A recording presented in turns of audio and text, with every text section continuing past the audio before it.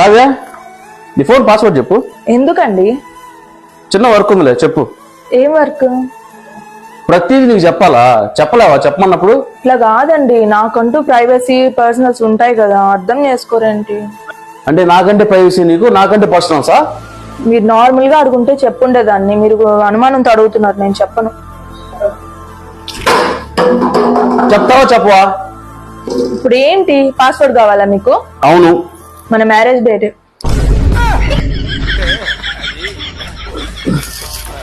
అది మన marriage date. ఏంటి? దానికి సమాధానం చెప్తే తెలివితేటంటారు, చెప్పకపోతే పొగరంటారు. నన్ను ఏం చేయమంటారు? ఏమైంది? పాస్వర్డ్ అడిగే వెళ్ళిపోతున్నారు. అంటే నీకు పర్సనల్స్ అండ్ ప్రైవసీ ఉంటది కదా, దాంట్లోకి నేను ఎందుకు ఎంటర్ అవడం అని. మ్యారేజ్ డేట్ అంతా రాత్రి తాగిన బ్రాండే నాకు గుర్తులేదు. మ్యారేజ్ డేట్ ఇంకేడ గుర్తుంటది?